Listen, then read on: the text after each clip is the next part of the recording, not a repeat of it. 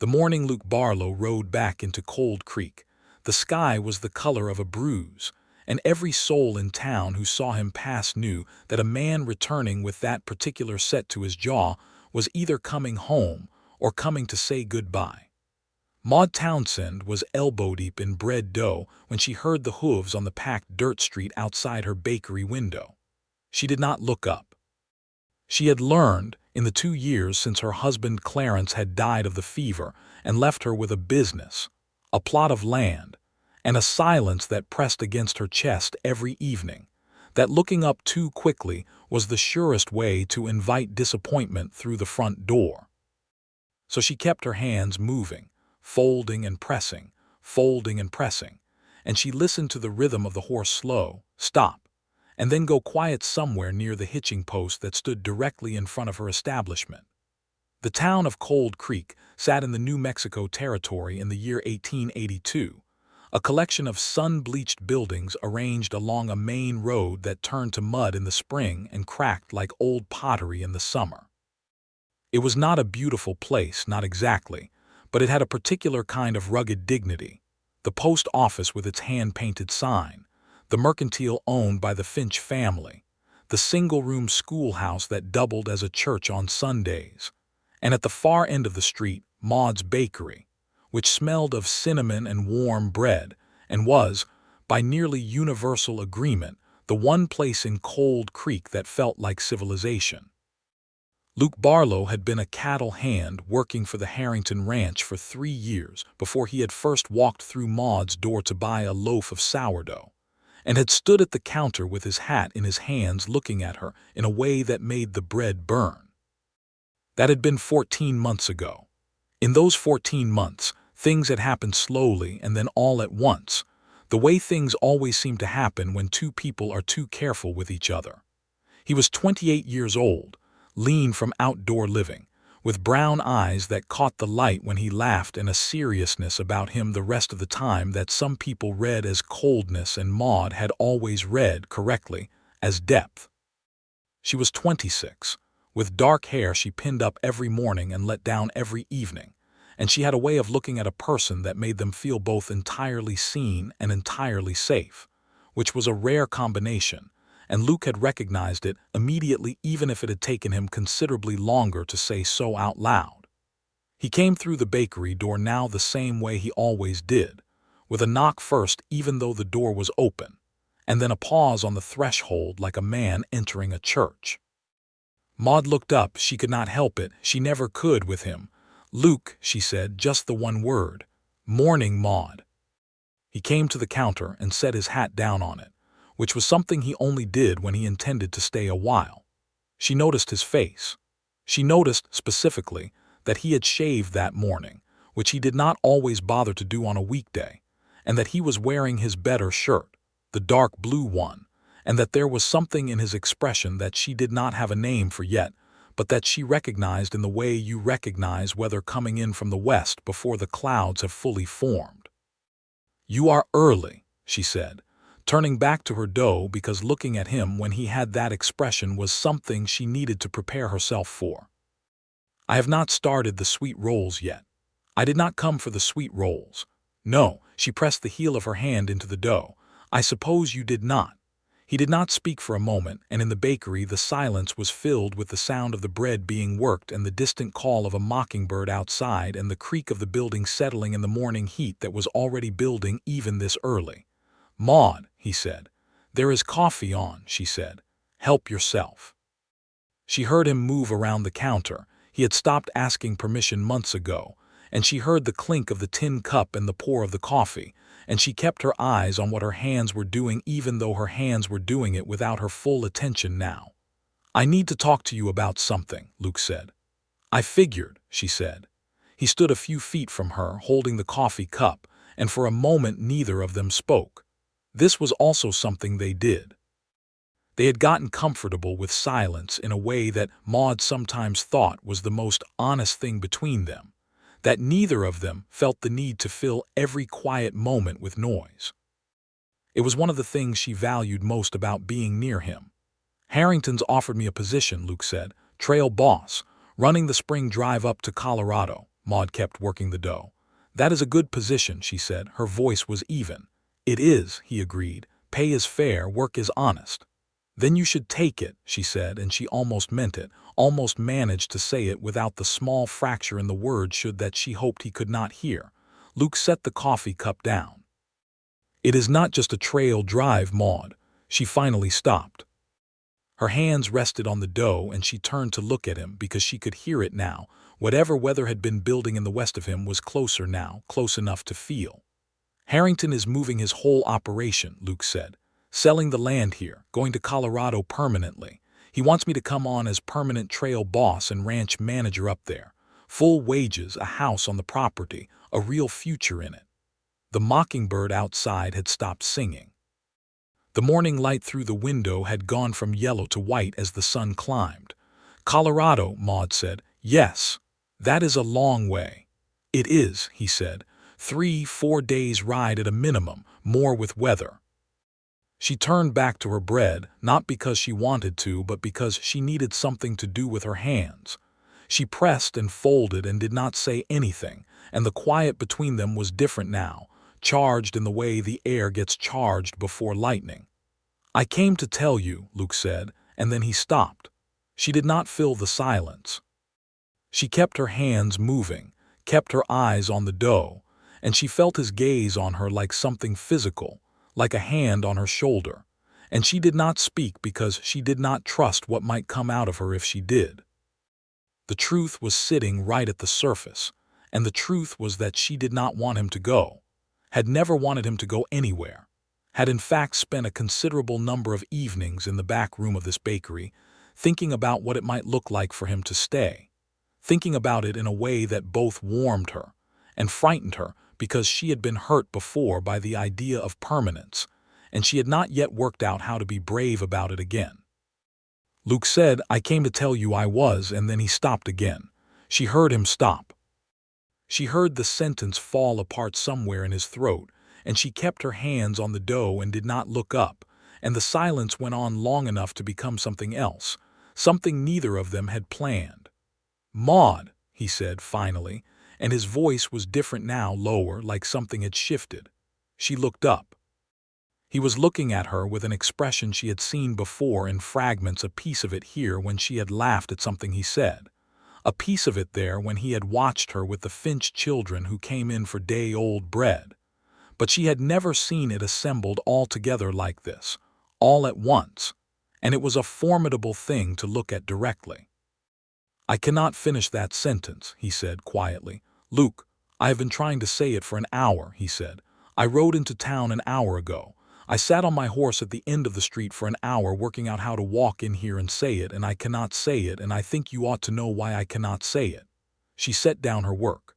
She wiped her hands on her apron slowly because she needed the extra seconds. She turned to face him fully. "Tell me," she said.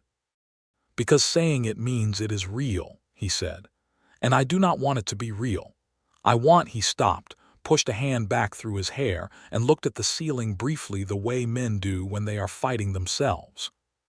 "I want what I want, and what I want is not Colorado, and I have been trying to convince myself otherwise for 2 weeks since Harrington made the offer, and I have not convinced myself of a single damned thing except that I am a fool." The bread between them sat forgotten on the wooden board. Outside, the town was starting to wake. She could hear horses, a door somewhere, the distant sound of Elia's Finch opening up the mercantile across the street. The ordinary noise of an ordinary morning in Cold Creek, and inside this bakery something was happening that was entirely outside the ordinary. "What do you want, Luke?" she asked, and her voice was soft but very steady because she had decided, in the moment she turned to face him, to stop being careful. He looked at her for a long moment. "I think you know." "I think I might," she said, "but I would like to hear you say it." He crossed the distance between them in 2 steps, and he was standing close enough that she could see the slight unevenness in his breathing, and he reached out and took one of her flour-dusted hands in both of his, and he held it like it was something he had been wanting to hold for a long time. "I want to stay," he said. "I want to stay here. I want—" he looked down at her hand and then back up at her face. I want to know if you would consider giving me a reason to." Maude Townsend, who had been practical her entire life, who had buried a husband and built a business and gone 7 mornings out of 7 without complaint in the year following Clarence's death, who had told herself for 14 months that what she felt for Luke Barlow was neighborly fondness, and nothing more complicated, Maude Townsend stood in her bakery with flour on her hands and felt something that had been closed for a long time open back up. "I think," she said slowly, "that I might be that reason." The smile that broke across his face was something she thought she would remember for the rest of her life. But then, because nothing in the New Mexico territory ever came easy, because the land itself seemed to have a disposition toward complication, the door of the bakery swung open and Deputy Roy Caffrey stepped in with his hat in one hand and an expression of official discomfort on his face, and whatever would have happened next between Maude and Luke had to wait. "Miss Townsend," Roy said. "Sorry to interrupt. Mr. Barlow," he nodded at Luke. "I need a word." There's been some trouble out at the Harrington spread. Luke had not let go of Maude's hand. He did so now, reluctantly, stepping back to give the deputy his attention. "What kind of trouble?" "The fence line on the south pasture has been cut. 2nd time this month. And this time whoever did it also turned out near a dozen head of cattle." Roy Caffrey was a young man, 23, with an earnest face and not quite enough experience for the badge he wore, but he was not stupid. "Mr. Harrington is fit to be tied. He's asking for you. Mr. Barlow says you need to ride out." Luke looked at Maude. She looked back at him, and in the look was everything they had just said and everything that had not yet been said, and a kind of shared acknowledgement that this was the nature of things out here, that the world did not pause for a person's heart. "I'll ride out," Luke said to Roy. He picked up his hat. "Maude," he said. "Go," she said. "We will talk." "Tonight," he said. "I will come back tonight," she nodded. He touched the brim of his hat in a small gesture that was both casual and somehow the most intimate thing she had experienced in a long time, and then he walked out the door with the deputy and she listened to them go. She stood in the silence and pressed her hands flat on the counter, and she took a slow breath, and then she went back to her bread. But she was smiling. The fence situation at the Harrington Ranch turned out to be more serious than cut wire and turned out cattle. When Luke rode out to the south pasture with Roy Caffrey and Bill Harrington, a broad, red-faced man of 50 who had built his ranch from scratch over 20 years and took any challenge to it as a personal affront, they found tracks. The tracks of 3 horses and footprints suggesting the same number of men, and the remains of a small fire set close to the fence line, which suggested the men had waited there deliberately and at some length. "Somebody is testing us," Harrington said, looking at the ground with his arms folded across his chest. "Somebody wants to know how we respond." "Or somebody wants to run you off your land," Roy Caffrey said, with more perception than his usual expression suggested he was capable of, and Harrington gave him a sharp look that conceded the point. Luke crouched near the tracks. He had grown up partly in these territories, had ridden them for years, and he could read ground the way some men read a page. "These are shod horses," he said. "No particular markings on the shoes. But this one," he pointed to a print in the softer earth near a waterway, "has a chip on the right rear shoe. See how the print is slightly irregular on this side?" Roy Caffrey peered at it. "I see it. Keep that in mind," Luke said, standing. He looked out at the empty pasture where the cattle had been, at the flat gold land stretching toward the horizon. "Harrington, who knows about your plans to sell?" Harrington squinted at him. "What plans?" "The Colorado plans, moving the operation." A silence settled over the 3 men. A hawk turned lazy circles above them in the white morning sky. Harrington looked away at his land with something like grief on his face, and Luke understood then that whatever the man said in practical terms, this move was not easy for him either. "A few people know," Harrington said. "The land broker in Santa Fe, couple of buyers who have expressed interest." "Why?" "Because somebody cutting your fence and turning out your cattle is not random mischief," Luke said. "It is applied pressure. Somebody wants this land and they want it at a lower price, or they want you demoralized enough to sell to them instead of to whatever outside buyer you've been negotiating with. Harrington was quiet for a moment. You think it is one of the buyers? I think it is somebody who stands to benefit if your ranch looks troubled. The conversation that followed lasted an hour, and at the end of it Luke had agreed to organize a rotation of night watches over the south pasture with 3 of the ranch hands, and Roy Caffrey had agreed to inform the marshal over in Silverton, the nearest proper town with full law enforcement, and Harrington had agreed to be, as he put it, more careful about who he talked to. Luke rode back to Cold Creek that afternoon with dust on his coat, and the morning's conversation with Maude warm and present in his chest like an ember. He washed up at the bunkhouse and changed his shirt and was at her door by 7 in the evening, when the light was amber and long across the street and the heat had finally broken. She had made supper. She did this without ceremony or announcement, without making it into a declaration of anything. Just 2 plates on the table in the back room of the bakery where she also lived, a simple meal of beans and salt pork and cornbread, and a small pitcher of cold water, and when he sat down across from her, it felt the most natural thing in the world, even though it was the first time they had shared a meal alone together in her own space. "How bad was it?" she asked, passing him the cornbread. He told her about the tracks, the chipped horseshoe, his theory about deliberate pressure from an interested party. She listened with her chin in her hand, asking the right questions, and he noticed once again what he had always noticed about her, that she listened with her whole attention and did not waste words. "Harrington will be all right?" she asked when he had finished. "If we are watchful," he said. "Yes, I think so." "And the move to Colorado," she said carefully, "is that still his intention?" Luke set down his fork. "That is still his intention," he said.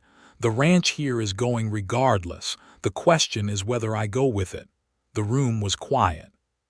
Through the window the last of the evening light was leaving the sky, going from amber to rose to a deep, still blue. "When does he need to know?" Maude asked. "He asked for an answer by the end of the month," Luke said. "That is 12 days. 12 days," she repeated, and he could hear her thinking. "Maude," he said, and he waited until she looked at him. "This morning I said I could not finish that sentence. I told you why. I meant every word I said." He leaned forward, elbows on the table, so that there was less distance between them. "But I am not a man who acts on wanting alone. I need to know if there is something real between us, or if I have been building a story in my own head all this time. I need to know the truth of it before I turn down a good position with good pay." She was quiet for a moment, looking at her hands on the table. Then she said, "I am not good at this." "At what?" "Saying the direct thing," she said. "The feeling thing. Clarence and I, we were kind to each other, and I believe we were fond, but I do not think either of us were ever particularly openly," she looked for the word, "open. We were careful people, and after he died I made myself more careful still. It felt safer." "I know," Luke said gently. "I do not think it was safe after all," she said. "I think it was just lonely." She looked up at him. "You are not a person I feel lonely near." He reached across the table and covered her hand with his. "No," he said, "I do not feel lonely near you either." "I think," she said, and she took a breath as though she were about to step off something high, "that what is between us is real. I think I have known it for a while. I think I have been careful about it because I was afraid, and I think you sitting across from me right now, telling me you could not make yourself say goodbye, is the bravest thing anybody has done for me in a very long time." He did not say anything.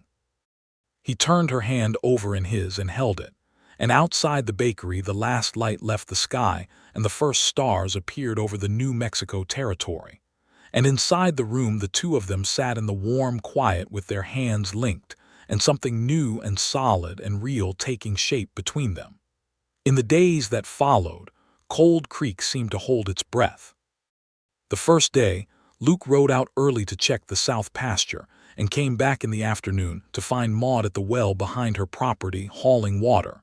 And he took the bucket handle from her without asking and finished the job, and they walked back to the bakery together talking about nothing in particular. A fence post she needed replaced. the way the Finch family's dog had gotten into her flour sacks 2 days running. And it was the talking about nothing that mattered, the ease of it, the warmth. The second day, he brought her a length of calico he had gotten from the mercantile deep blue with small white flowers, saying he had seen it and thought of her without specifying why.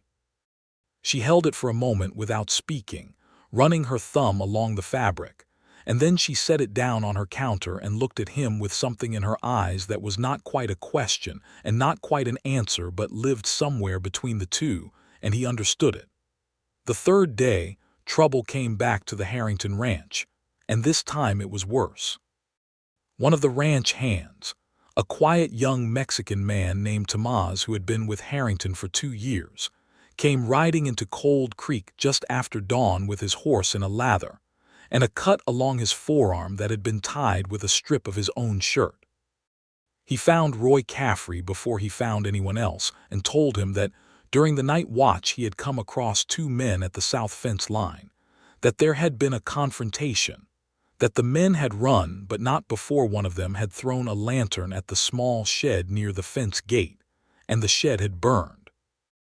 Roy came for Luke immediately, and Luke came for his horse, and Maude stood in her doorway watching him mount up with her arms folded against the morning chill, and the particular watchful stillness of a woman who has already made peace with the fact that the man she is coming to love lives in a world with sharp edges. "I will be back before dark," he said. "I know," she said. He rode, and she went inside and began her morning's baking, and by 10 o'clock when the first customers came in, she was selling warm bread with a composure that betrayed nothing of what she was feeling, which was, in equal parts, fear for him and a resolute determination not to let the fear run her. At the Harrington ranch, Luke surveyed the burned shed, spoke at length to Tomás, who described the 2 men clearly enough that Luke had a developing picture, one tall and heavy, one shorter and riding a roan horse, and then rode the fence line himself looking for the chipped horseshoe track. He found it a 1/4 mile down, clear in the soft earth near the waterway, and he followed it as far as it went before it joined harder ground and disappeared. What he found before it disappeared was enough. A burlap bag left behind in the rush, and inside the bag a paper, a letter, partially burned at one edge, bearing the name of a land brokerage in Santa Fe and a figure that was significantly below the market rate for Harrington's land, and at the bottom, signed in a careful hand, the name Gerard Muntz. Luke had heard that name. Everybody in the southern New Mexico territory had heard that name, in one context or another. Gerard Muntz was a land speculator who had acquired several properties in the past 3 years through what the polite version of the story called persistence, and what the less polite version called intimidation and engineered financial distress. He operated out of Santa Fe with enough legitimate business dealings to keep the law at arm's length, and he had apparently decided that the Harrington ranch was worth adding to his collection. Luke brought the burned letter to Roy Caffrey and told him what he knew about Muntz. Roy's young face went through several expressions in quick succession: surprise, concern, the slight paralysis of a man realizing the problem is bigger than his jurisdiction, and then he squared his shoulders and said he would wire the marshal in Silverton today. "Good," Luke said. "And Roy, make sure you tell Harrington about the letter. He should know who he is dealing with. You think Muntz will back down once he knows we have the letter?" "I think men like Muntz do not scare easy," Luke said. "But they are careful. Evidence has a way of making them careful." He rode back to Cold Creek and came directly to the bakery, which was in the quiet hour of mid-afternoon between the morning rush and the evening customers. Maude was behind the counter doing accounts, a ledger open in front of her and a pencil behind her ear, and she looked up when he came in and read his face the way she had learned to read it. "Sit down," she said, and she closed the ledger and brought him coffee. He told her everything. She listened, and when he was done she said, "Gerard Muntz. I have heard that name. Most people around here have. He bought the Alcott property 2 years ago," she said. Old man Alcott told people afterward that he did not feel he had much choice in the matter. The water on his property started going bad and his fences kept breaking and his hands kept leaving because they were nervous. And then Muntz's broker showed up with a number and Alcott took it because he was exhausted. She paused. The same pattern. Yes, Luke said. Will Harrington hold? Harrington is a stubborn man, Luke said. He will hold as long as he can, but if Muntz escalates, he stopped. I am not going to let it get that far. She looked at him across the counter. Luke, she said carefully, I do not want you to do anything that puts you in a position where you are standing between a dangerous man and his intentions alone. I will not be alone, he said. Roy Caffrey is a better deputy than he thinks he is, and the marshal's office in Silverton has jurisdiction and resources that, I mean, she said softly, that I have a stake in what happens to you now. I want you to understand that. I have a personal, vested, particular stake in your safety, and I would like you to remember that when you are making decisions. He was quiet for a moment, and then he said, That is the second bravest thing I have heard from you in 4 days. She laughed, small and genuine, and the sound of it in the quiet bakery was one of the best sounds he had ever heard in his life. That evening, as had been quietly established in the days prior, he stayed for supper again. And this time after the dishes were cleared and the lamp was burning low, and the night outside was full of cricket song and the distant sound of someone playing a fiddle somewhere on the street, he asked her, for the first time, about Clarence. She told him.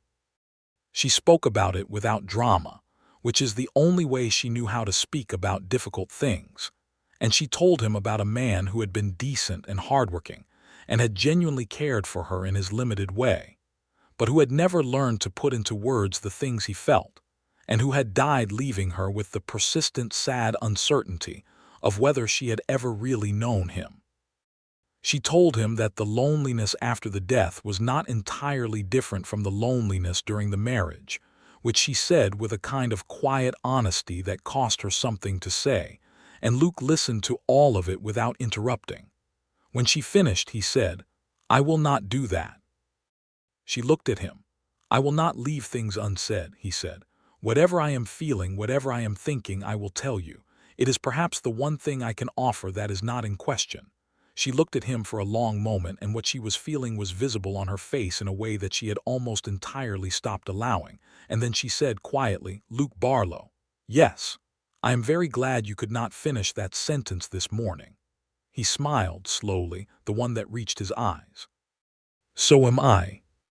The next several days carried the two of them forward in the way that the best part of a new love does, in fragments and accumulations rather than single grand moments, which is both more ordinary and more profound.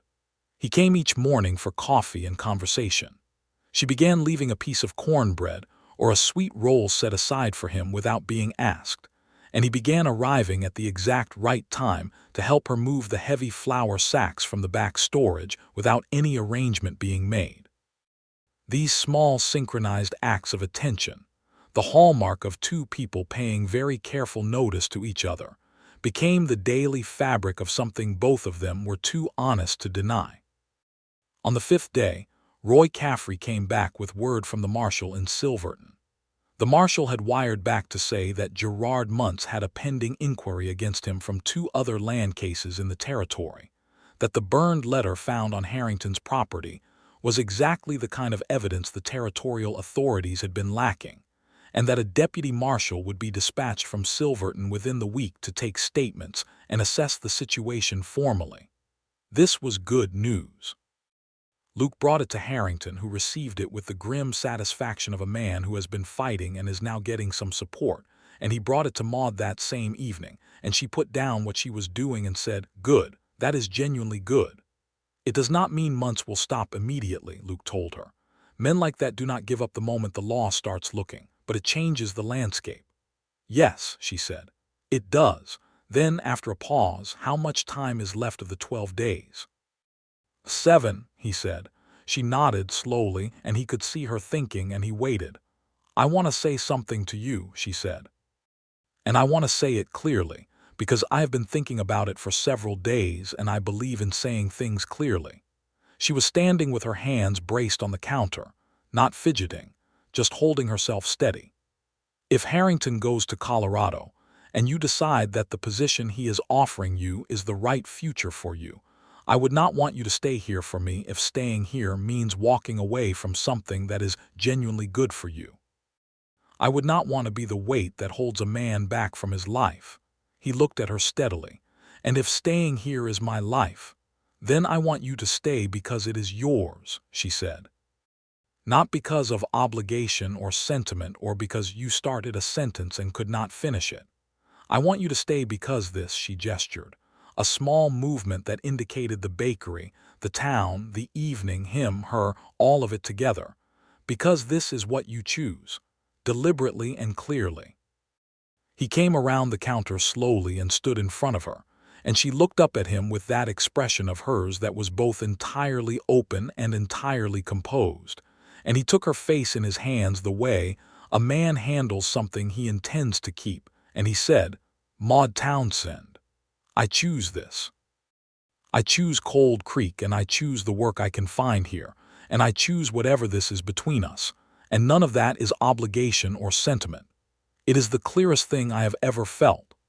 She put her hands over his where they rested against her face, and for a moment they just stood like that, and then he kissed her, very gently, and she kissed him back, and neither of them said anything for a while after that because there was nothing that needed saying. Outside, Cold Creek went about its evening business, and inside the bakery, a choice was being made that would reshape both their lives. The deputy marshal from Silverton arrived on the 8th day, a lean older man named Cross with a permanent squint, and the unhurried manner of someone who had been doing his job long enough to stop being impressed by anything. He went over the burned letter with careful attention, took statements from Tomas and from Harrington and from Luke and from Roy Caffrey, and when he was done, he rode out with the evidence packed in his saddlebag, and a quiet statement that the matter would be brought before the territorial court in Santa Fe. On the 9th day, in what Luke thought was almost certainly not a coincidence, two strangers arrived in Cold Creek. They came in separately, one an hour after the other, and they were not obviously connected, but they both asked at the mercantile for directions to the Harrington Ranch, and Elias Finch, who had the memory of an elephant and the community responsibility of a man who had lived in the same town for 15 years, mentioned it to Roy Caffrey, who mentioned it to Luke. Luke rode out to the ranch that afternoon and found the two men already there, speaking with Harrington in front of the main house. One of them, the taller of the two, matched Tomas's description of the man who had been at the fence line the night the shed burned. There was a conversation that did not go smoothly, and voices were raised, and Roy Caffrey, who had ridden out 20 minutes after Luke, arrived to find the situation in a state of controlled tension. In the end, the two men left without further incident, but not before Roy Caffrey made a point of noting the chipped horseshoe on the roan horse belonging to the shorter man, exactly as Luke had described it from the tracks. Roy confronted the man about the shoe. The man denied everything with the blank confidence of someone used to denying things, and rode away. But Roy had seen it, and Roy documented it, and 3 days later when the territorial court in Santa Fe issued a warrant for the questioning of two individuals in connection with the harassment of the Harrington property, the chipped horseshoe was part of the documentation. Muntz's operation unraveled more quickly than Luke had expected, which was a testament either to how thorough the evidence was or to how many complaints had been quietly accumulating against the man over the years, waiting for a case substantial enough to anchor them. By the end of the week, word came back through the marshal's office that Muntz himself had been called to Santa Fe and that his operations in the Southern Territory were under formal review. Harrington sat down with Luke the following day and said, in his straight-spoken way, "You saved my ranch." "Roy Caffrey and Marshal Cross saved your ranch," Luke said. "I just found a horseshoe print." "Do not be modest," Harrington said. "It does not suit you." He looked out at his land for a moment. "I am still moving to Colorado. My wife has family there, and I am not getting younger, and the truth is I have been ready to put this particular fight behind me for a while." but I will sell at the right price to the right buyer, not at a desperate price to a predator, and that difference is largely your doing." Luke nodded. "The position in Colorado still stands," Harrington said. "I meant it. Good wage, good house, and I would be proud to have you." "I know," Luke said, "and I am grateful, but I am going to decline." Harrington looked at him with a small expression that was, despite itself, knowing. "The baker," he said. Luke looked at him. "Cold Creek is a small town, Luke," Harrington said, with something approaching a smile. "And the way you look at that woman is not exactly a private matter." The smile became real. "I hope you know what you are doing." "I know exactly what I am doing," Luke said. "For possibly the first time in my adult life." He rode back to Cold Creek on the afternoon of the 12th day, the last day of the timeframe Harrington had set for his answer, which he had already given. He rode back with the sun behind him and the desert gold and still in the late light, and he rode with the particular quality of ease that belongs to a man who has made a decision he knows is right, the muscles unknotted, the chest open. He tied his horse and walked into the bakery, which was in its end-of-day state, counter cleared, bread pan stacked. The smell of the day's work still warm in the air, and Maude was sweeping the floor, her back to the door, and when she heard him come in she turned and looked at him and apparently read everything she needed to know from his face. "You told him," she said. "I told him," he said. "Colorado has his best wishes and my most sincere regrets." She leaned the broom against the wall and came to him, and he held out his hand and she took it, and they stood in the last light of the 12th day in the bakery that smelled of bread and cinnamon and everything that was good about ordinary life, and neither of them felt the need to say much of anything at all. What followed was a season of building. Luke, who had been bunked at the Harrington Ranch and would now need different arrangements as the ranch transitioned to its new owner, found work quickly. He was known in the territory as a good horseman and a reliable hand, and a rancher named Webb Sorensen, whose operation was smaller than Harrington's but honest and well-run, took him on as a senior hand with the potential for advancement. The work was physical and satisfying, and left him tired in the good way at the end of a day. He also, with the careful help of Maude's practical eye and the mercantile owner's knowledge of what properties were available, began looking for land of his own. Not a large parcel, not yet, but a modest plot on the eastern edge of Cold Creek with a creek running through it, and a small house that needed work.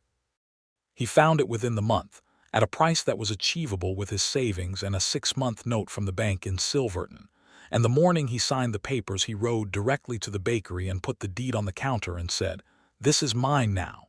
Maude looked at the paper and then at him and said, "It needs a new roof." "It needs several things," he agreed, "and I would be grateful for your opinion on what those things are, in whatever order of priority you think is sensible." She looked at him for a long moment with the expression he loved most on her, the one that was thinking and feeling at the same time, and then she said, "Saturday. We will go out on Saturday and I will tell you everything that is wrong with it."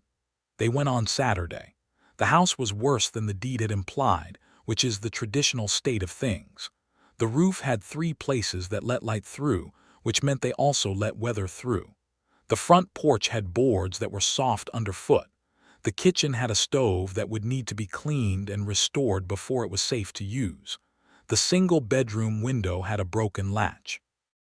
Maude walked through each room with her arms folded and a measuring, practical expression that slowly gave way to something else as she stood in the kitchen and looked out the window at the creek and the cottonwood trees lining it, the way the afternoon light broke through the leaves and moved on the water. "It has good bones," she said. "That is what I thought," he said. "And the creek is lovely." "Yes." "The light in this room," she said, not finishing the sentence, just indicating the quality of it. "Yes," he said again. She turned from the window. He was leaning in the doorframe, watching her look at his house, watching her evaluate it and find it worth the effort, and there was a happiness in him that was not loud or demonstrative but sat very deep and very solid, the kind that does not need to make noise because it is certain of itself. "Luke," she said. "Maude, I have a proposal to make," she said, and her composure was perfect, but there was color in her face that gave her away. "A practical one, an honest one." He straightened in the doorframe. He waited. "The bakery is mine," she said. "It is my livelihood and I worked hard for it and I intend to keep it. But it has been for 2 years a place where I live alone, which I have made the best of, but which is not, if I am being fully honest." She stopped, collected herself, "which is not what I want indefinitely." "No," he said very quietly. "And this house," she said, "needs work, but it is a house with a creak and good light and good bones, and I think that a person could be very happy in it." "I think so too," he said. "I think," she said carefully, "that two people could be very happy in it." He crossed the kitchen floor in 4 steps and took her hands. "Is that a proposal?" "It is adjacent to one," she said. "It is the preamble. I am telling you what I want so that if you have the same inclination." "Maude," he said. "Yes." "Marry me," he said. It was not a question exactly, but it was not a command either. It was the direct statement of a man who had decided to say things plainly as promised. "Marry me. Live in this house. Keep your bakery. I will fix the roof and the porch and the stove, and you can tell me everything else that is wrong with it until the end of our days, and I will consider it the best arrangement I have ever entered into." She looked at him, and her eyes were bright, and she said, "Yes." Just the one word, the same way she had greeted him that first morning when he had come back into town with his jaw set and his better shirt on and everything shifting in him already. Just his name then, and just yes now, and both of them were, in their way, everything. He kissed her, and the cottonwood leaves moved in the breeze outside the kitchen window, and the creek ran over its stones in the afternoon light, and somewhere a meadowlark sang the way meadowlarks do in the New Mexico territory, clear and high, and full of its own uncomplicated joy. The town of Cold Creek, which had watched the thing developing between Maude Townsend and Luke Barlow with the close and affectionate attention of a small community that considers itself invested in the well-being of its members, received the news of the engagement with what could only be described as collective satisfaction. Elias Finch at the Mercantile said he had seen it coming since the day Luke brought in that length of calico. His wife Dorothea agreed and told Maude over the counter that she was delighted, which was said with such warmth that Maude found herself briefly unable to speak, which was unusual for her. Roy Caffrey shook Luke's hand and said he thought it was the best decision Luke had ever made, and then looked slightly surprised at his own directness, and added that he meant it as a compliment. Luke told him it was received as one. The wedding was set for spring, 3 months away, which was enough time for the house to be made livable and for a proper arrangement to be made, and for everyone involved to do the thing with appropriate thought rather than haste. This was Maude's preference, and Luke respected it completely, understanding that for a woman who had once been married and widowed, the decision to marry again was not something to rush through. In the meantime, the 3 months were useful. Luke was a capable carpenter, better than he had implied, and the roof was addressed first with the help of 2 of the Sorensen ranch hands who came over on a Sunday and made the work go faster. The porch boards were replaced. The stove was cleaned and adjusted and tested and deemed excellent. The window latch was repaired. Slowly the house became what Maude had seen in it that first afternoon, a place with good bones that had been given its proper care. She came out on weekends and sometimes on Wednesday evenings, and they worked on the house together, which was practical, and also, in a way that surprised neither of them, deeply pleasurable.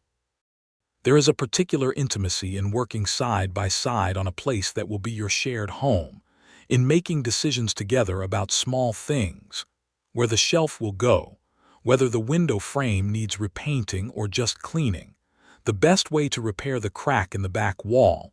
That has its own romance, quieter than other kinds but no less real. During the week, she ran her bakery and he worked his shifts at the Sorensen ranch, and in the evenings they had supper together more often than not, alternating between his house and her rooms above the bakery, and they talked in the way of 2 people who are genuinely interested in each other's minds, about the day's work and the territory's news and books when they had them, and sometimes just the small domestic observations that are the daily currency of a life shared. One evening in the second month, sitting at the table in her rooms above the bakery, with a lamp between them and the cool night air coming through the open window, Luke told her about his family. He had not spoken much about them before, and she had not pressed, but that evening something opened and he talked about his father, who had been a difficult man, hard and disappointed, and about his mother, who had been gentle and had died when Luke was 15, and about the years afterward in which he had learned to rely entirely on himself because there was nobody else available. "It is why I am careful," he said. "I think.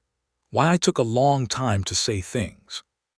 When you have been mostly alone for a long time, you learn to be very self-contained, and self-containment is useful, but it has a cost."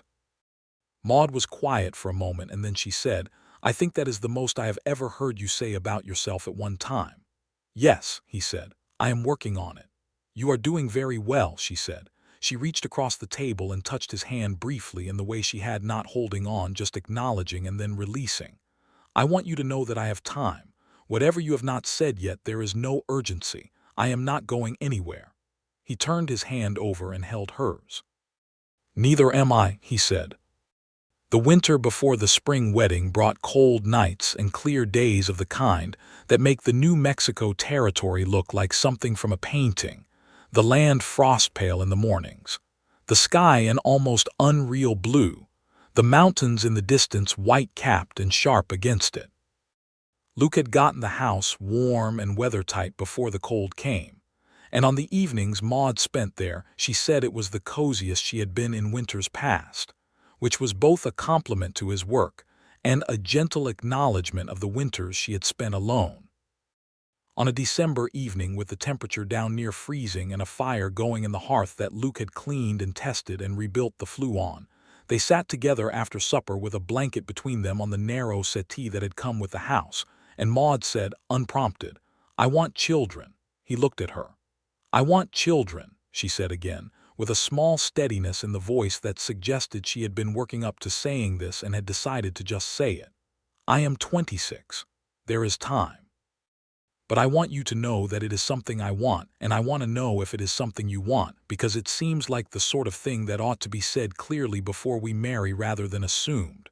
He was quiet for a moment. The fire cracked and resettled. Outside, the wind moved through the cottonwoods along the creek. "It is something I want," he said simply. She let out a breath that was not quite a sigh but carried the quality of one. "Good," she said. "How many?" He asked, and there was a quiet amusement in it. "I have not gotten that specific in my thinking," she said, with a look that acknowledged the amusement and matched it. "More than one, probably. Less than a significant number." "That seems reasonable," he said. She laughed and leaned into him, which she had started doing in recent weeks, and he put his arm around her, and they sat in the warmth of the fire with the cold night outside and the house settled and solid around them.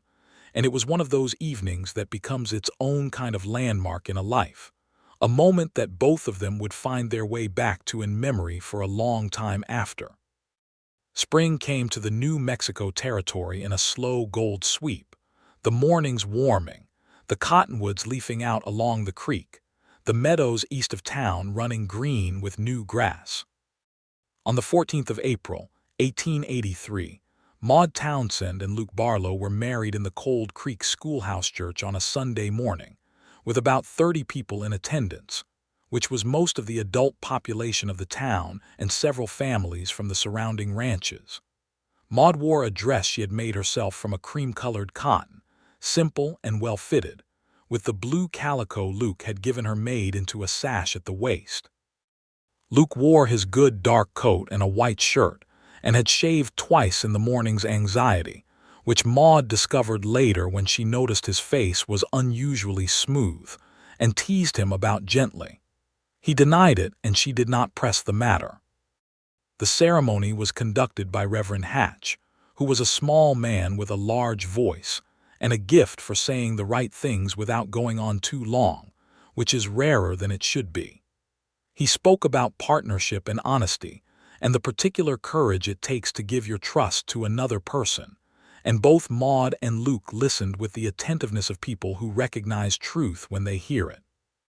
When they said the words that mattered, they said them looking directly at each other, and the room was quiet enough that everyone present heard them clearly. Roy Caffrey, in the third row, was observed to look somewhat misty-eyed and later denied it emphatically to anyone who brought it up. After, there was a celebration in the open ground behind the church with food brought by half the town and a fiddle player and a guitar player who knew enough songs between them to keep things going for 3 hours. And people danced in the afternoon sun. And there was apple cider and a cake that Maude had made herself with a stubbornness that Luke had pointed out, and she had waved away, insisting that making her own wedding cake was a reasonable thing for a baker to do. The cake was the best thing most people at the party had ever eaten. This was agreed upon by general consensus. Luke and Maude danced twice, the first time somewhat formally and the second time less so, which was noticed and approved of by all present. Between dances, they sat together at the edge of the gathering with their hands linked and their shoulders touching, and the ease of two people who have made a choice they are entirely at peace with. Dorothea Finch came to sit beside Maude for a moment and said, softly, "You look like yourself, Maude, like the very best version of yourself."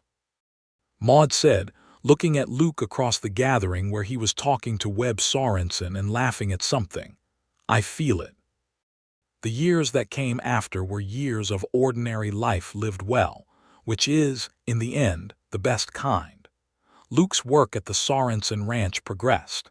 He was promoted to foreman within the year, a position that suited him, and that Webb Sorensen said he had been working toward giving him since the second month of Luke's employment.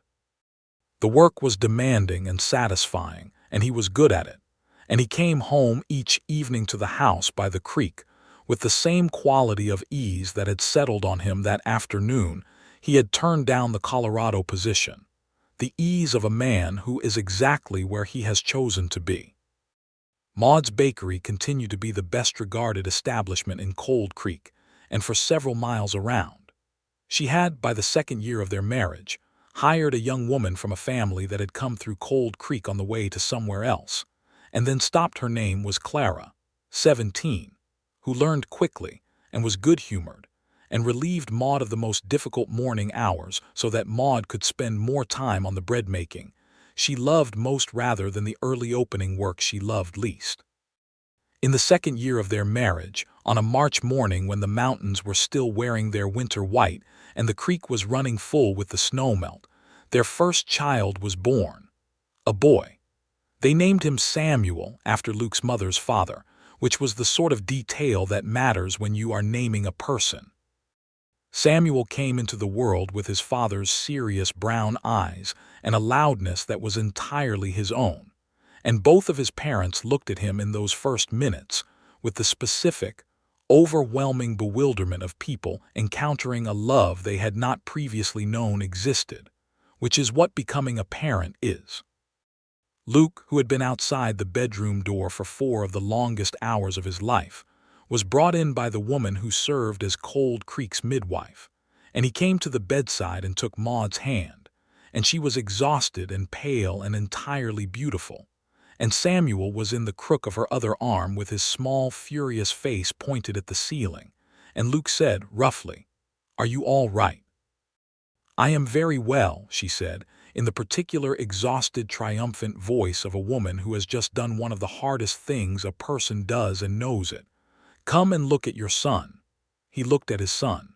He looked for a long time and said nothing, and then he said to Maude, "Thank you." She looked at him with some amusement.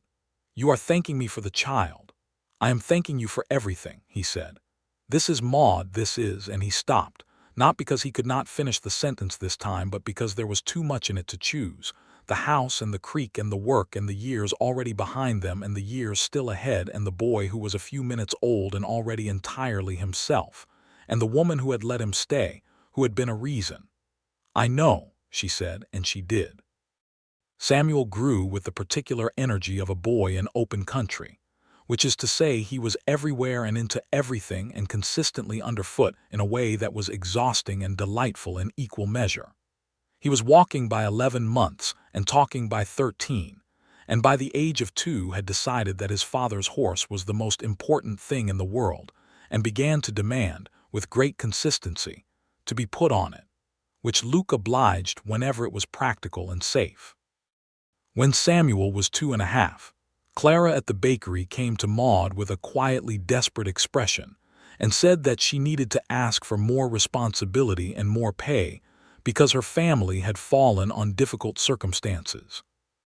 Maude, who had been thinking for some time that Clara was overqualified for what she was being paid, agreed immediately and also, with Luke's full support, offered Clara and her younger brother, an earnest boy of 15 named William, the use of the small outbuilding behind the bakery as an inexpensive residence.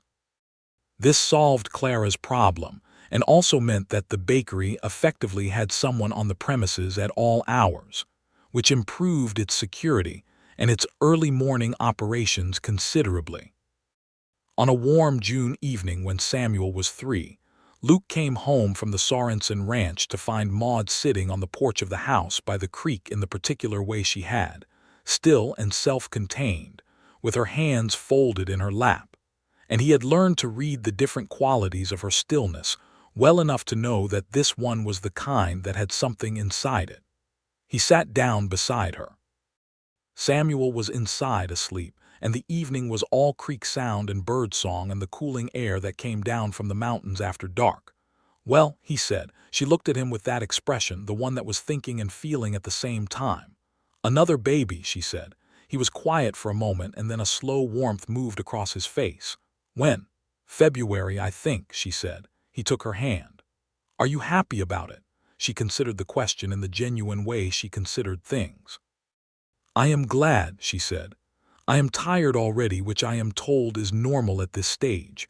I am," she paused, and a small, real smile came across her face. "Yes, I am happy about it." He raised her hand and pressed his lips to it, an old-fashioned gesture that he had done occasionally since early in their courtship, and that she had always privately loved. "Good," he said. "So am I." The second child was born in February of 1887, a girl this time, arriving on a cold morning with considerably more composure than her brother had shown in the same circumstance, as though she had made a personal decision to enter the world with dignity. They named her Ruth. She had her mother's dark hair and her father's brown eyes, and a quality of watchfulness that made people say, very early, that she was going to be a particular kind of person, which she was. Samuel, now nearly 4, was brought in to meet his sister with great ceremony, and studied her for a long and serious moment, and then said to his mother, "She is very small," which was accurate. Maude told him that he had also been very small once, and Samuel received this information with deep skepticism and went back outside to look for frogs in the creek. Cold Creek itself had grown in the years since Maude and Luke had married. The town was larger now, with 2 new stores and a proper hotel, and a doctor who was not merely passing through. The railroad, whose advance through the territory had been a constant topic of conversation for years, had come within 30 miles, changing the economics of ranching and commerce in ways both obvious and subtle. New families came through, some staying. The schoolhouse had a full-time teacher now, a young man named Peter Hale from back east who had come west for the adventure, and stayed for a girl he had met in Silverton, which was a story that caused considerable amusement in Cold Creek, and that Luke and Maude understood better than most. Roy Caffrey, who had grown considerably in competence and confidence over the years, had been elected full-town marshal. Cold Creek had grown enough to warrant one, and had at the age of 27 married a woman named Hannah who ran the small hotel, and who was exactly the right person for him, organized and good-humored and sharp in all the ways Roy needed. Maude was genuinely fond of Hannah, and they had become the kind of friends that women in small communities form when they recognize in each other a similar quality of clear-eyed practicality, combined with a fundamental warmth. The matter of Gerard Muntz, which had reached the territorial court in Santa Fe, had resulted in the following year in a formal judgment against Muntz's land acquisition methods in 2 cases, a fine that was significant enough to constrain his operations, and the requirement that he divest from several properties obtained during the investigation period. He was not imprisoned, which many felt was a failure of justice and probably was, but the practical effect was the dismantling of the harassment operation that had been his primary tool for acquisition. Harrington's ranch sold at fair market value to a family from Missouri who worked it honestly, and Harrington and his wife settled in Colorado and reportedly were very content there. Luke had gone on to purchase the additional land he had been planning, 10 acres east of the house, good grazing land with decent water. And between his foreman's wages and the careful management Maude applied to their household finances, they had paid off the mortgage on the original property and owned it clean by the time Ruth was walking. This was a fact that gave Luke a quiet, deep satisfaction each time he thought about it, which was the satisfaction of a man who had grown up without security and had built it for himself and the people he loved. On a September morning when Ruth was nearly 2 and Samuel had just started attending the schoolhouse, Luke came home for the midday meal, a habit he had kept since early in the marriage when it was possible, and the Sorensen ranch being close enough to allow it on most days, and found Maude at the kitchen table with a letter in her hand and a complicated expression on her face. He sat down. "What is it?" She handed him the letter. It was from a solicitor in St. Louis, and it informed Maude Townsend Barlow she used the hyphen professionally and had been pleased to put it on the bakery sign that her father's brother, whom she had barely known, had died without heirs and had left her a modest sum of money. Not a fortune, but enough to matter. He read the letter and looked up at her. "What are you thinking?" She was quiet for a moment. "I am thinking," she said, "about the bakery." He waited. "I have been thinking for a while about expanding," she said. "There is space next door that Elias Finch has mentioned might become available. The town is larger. Clara is entirely capable of managing the existing operation. If I had a larger space," she stopped, marshaling her thoughts. "I think there is a real business in a larger bakery, not just bread, full confections, cakes for the hotel, for the celebrations that are happening more often now that the town has grown. There is room in Cold Creek for something more substantial." Luke looked at the letter and then at her. "The inheritance would cover the expansion. Part of it," she said. "The rest," she paused. "I wanted to talk to you before I thought about the rest." "Maude," he said, setting the letter down.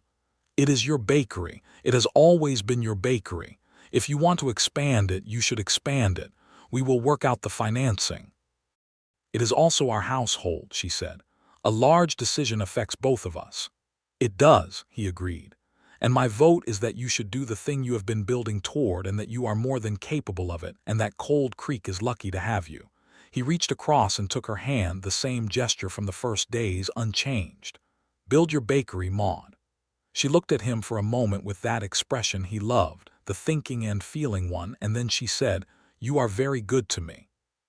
"You are very good to me," he said. "We are even." The expanded bakery opened in the spring of 1888. Maude had named it Townsend's from the beginning, a choice she had made when she first opened it after Clarence's death, taking back her own name for her own work, and the sign had always said Townsend's Bakery. Now the sign on the larger space said Townsend's Bakery and Confectionery, and it was, by general agreement, the finest establishment of its kind in a 50-mile radius. Clara ran the daily bread operation with full authority and a small staff of 2 younger women she had trained herself.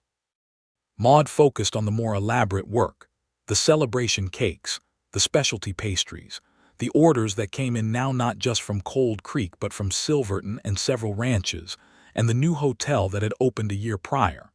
She worked with the same methodical joy she had always brought to the craft, and the business grew steadily and solidly. Luke watched all of this with the satisfaction of a man who has always known exactly who his wife is, which is a rarer happiness than it sounds. Samuel, at 5, had his father's seriousness and his mother's curiosity, which was a combination that manifested in his spending long periods examining things: insects, rocks, the mechanics of the barn door, the way water moved in the creek, with a focused attention that made both parents quietly hopeful about the kind of person he was going to be. Ruth, at 2, was already showing the composure she had been born with, and also a strong preference for having things done in a particular way that suggested she would grow up with very clear ideas about how the world ought to be organized. Luke found this, particularly, to be deeply funny. He did not say so in front of Ruth, who even at 2 had a look that discouraged amusement at her expense.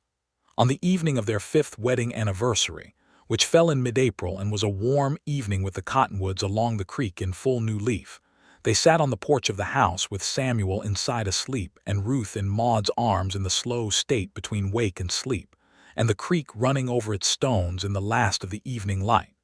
Luke said, "Do you remember the first morning when you said nothing and I could not finish the sentence?" Maude looked at him sideways with a small smile. "I remember. I have thought about that moment many times," he said. "What would have happened if you had spoken, if you had said something, anything that gave me something to answer? I think I would have gone." She was quiet for a moment. "I did not speak," she said, "because I could not trust what I might say. I was trying very hard not to say, 'Do not go.'" He looked at her. "You could have said that." "I know that now," she said.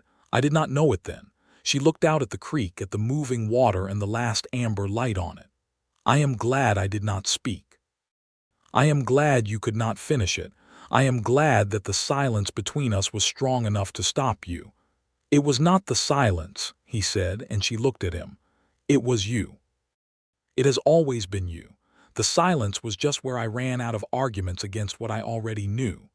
Ruth had fallen fully asleep against Maude's shoulder with the completeness that children sleep, utterly surrendered. Inside the house, the lamp was burning and Samuel was breathing, and the house itself had the settled sound of a place that is lived in and loved. "Luke," Maude said. "Yes. I am happy," she said.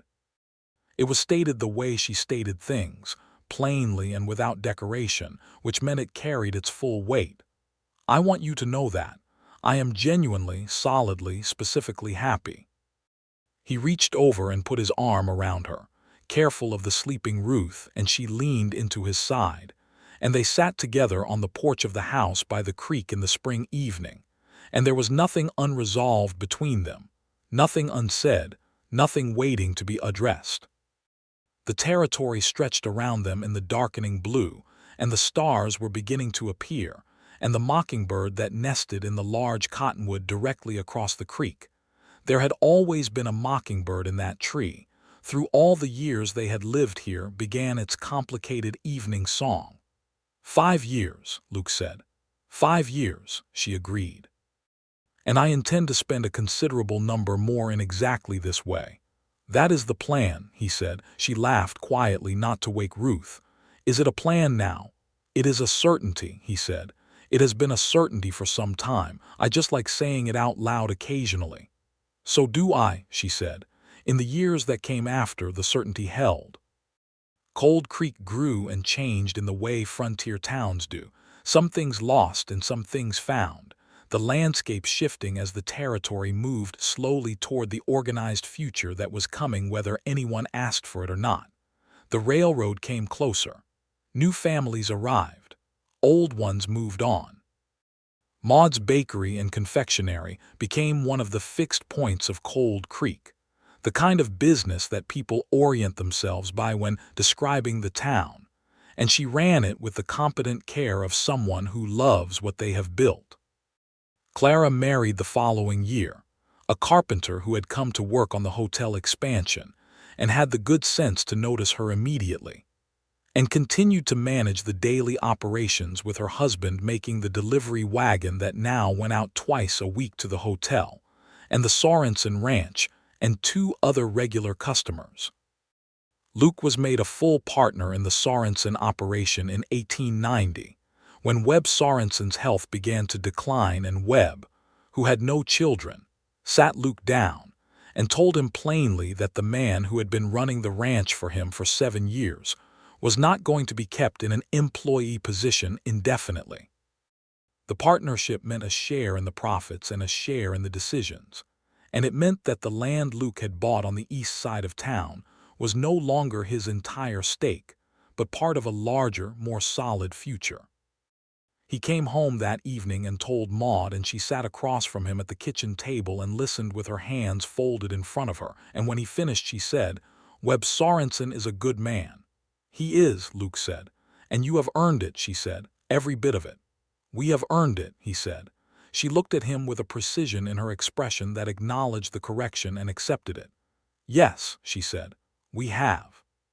Samuel, at 8, had the language of the land the way his father had always had it, and spent his free hours on the ranch when he was permitted, learning the work with the methodical seriousness that was his defining quality. Ruth, at 6, had taken a strong interest in the bakery, which had started as a habit of presence. She came with her mother frequently, and had become, by the age of 6.5, an active apprenticeship, in which Ruth stood on a small stool at the counter and helped with the rolling and cutting with a degree of focus that exceeded most adults Maude had trained. "She is going to be better at this than I am," Maude told Luke one evening, with a pride that was entirely genuine. "She is going to be better at everything than everyone," Luke said. "It is a quality of character I find simultaneously admirable and slightly intimidating." "You find it delightful," Maude said. He considered. "Yes," he admitted, "I do."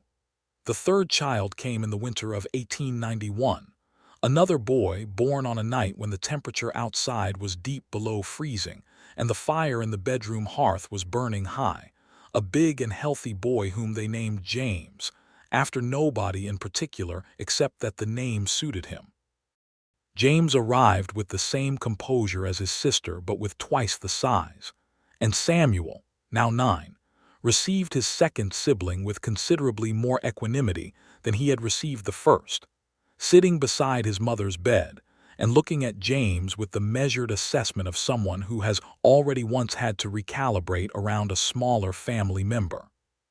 "He is still small," Samuel said. "They start that way," Maude said, and Samuel accepted this with the expression of a boy who is too intelligent not to note that he has heard this before. 3 children in a house that had started as a small structure with a bad roof, and now, with 2 extensions Luke had added across the years, was a proper family home with 4 bedrooms and a kitchen large enough to accommodate the meals that 3 children and regular Sunday gatherings of friends required. The creek still ran past it, the cottonwoods still made their summer sound in the wind, and the mockingbird still sang in the evenings from the large tree on the other bank. Luke sometimes stood on the porch in the evenings before coming inside for supper and just stood with his hands in his pockets and listened to the house. The children's voices, Maude's voice, the sounds of a life in full operation, and felt a gratitude so physical and complete that it was almost like a weight, but a good one, the kind you are glad to carry.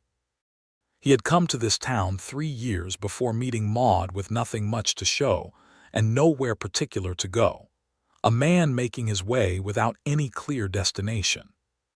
He had walked into a bakery and stood at a counter with his hat in his hands and looked at a woman who looked back at him, and 14 months of careful attention had preceded a morning when he had ridden back to town with something urgent and almost irrecoverable pulling at him, and had stood at her counter and tried to say a sentence he could not say. He was glad every day that he had not been able to say it. He was glad every single day for the silence she had held, and for the sentence that had fallen apart, and for whatever combination of stubbornness and wanting had kept him standing in that bakery until the truth of what he felt had become too real to argue around. On a Sunday morning in the spring of 1892, almost exactly 9 years after the wedding in the Cold Creek Schoolhouse Church, the whole family walked to the church together in the way they did each Sunday. Samuel was 10, tall already, with his father's particular quality of calm attention. Ruth was 8 and walked with her mother, talking about the week's upcoming baking with the focused enthusiasm of someone for whom the craft was already a real vocation. James was a year old and was carried by Luke with the comfortable ease of a man, accustomed to carrying small people. The morning was clear and warm, the kind of spring morning that is an argument for living in the New Mexico territory, regardless of the summers that follow it. And as they walked the street of Cold Creek, larger now, more built up, more people on the board sidewalks, people nodded and spoke to them in the easy way of a community that knows its own. Roy Caffrey was outside the marshal's office with Hannah, their two children running ahead of them on the way to the same church, and he raised his hand and Luke raised his in return, and they fell into step together for the half-block before the church door. "Good morning, Maude," Hannah said. "Good morning," Maude said, and she was, as always, composed and neat and warm, and she was smiling, and in the clear spring light she looked, as Dorothea Finch had once said, exactly like herself. Inside the church, Reverend Hatch spoke about community and continuity and the way the desert teaches patience, and the words were good, and outside the windows the New Mexico territory went about its ancient, ongoing business. And afterward, walking back along the sun-warmed street with Samuel ranging ahead and Ruth at Maude's side and James solid and sleeping against Luke's shoulder, Luke said, quietly, to Maude, "Good morning." She looked at him, slightly surprised by the non sequitur, and then she understood it, and her smile was the kind that does not need to be large to be true. "Good morning, Luke," she said. And the town of Cold Creek laid itself out around them in the spring light, ordinary and beautiful and theirs, and the life they had built brick by brick and word by word, from silence and an unfinished sentence into something whole and enduring, continued forward in the way of good things built on honest foundations. Which is to say, it continued warmly and stubbornly, and with the clear-eyed kind of happiness that knows exactly what it took to get here, and has no intention of taking a single day of it for granted. Ruth took her mother's hand on the right side. Luke shifted James on his left shoulder and freed his right hand to reach for Maude's left, and she gave it to him as easily as breathing, as naturally as the creek running over its stones, and the four of them walked home together through the New Mexico morning, Samuel's voice coming back to them from ahead where he had stopped to examine something in the road, the air warm and full of the smell of spring growth and the distant, clean scent of the mountains, everything resolved and real and right.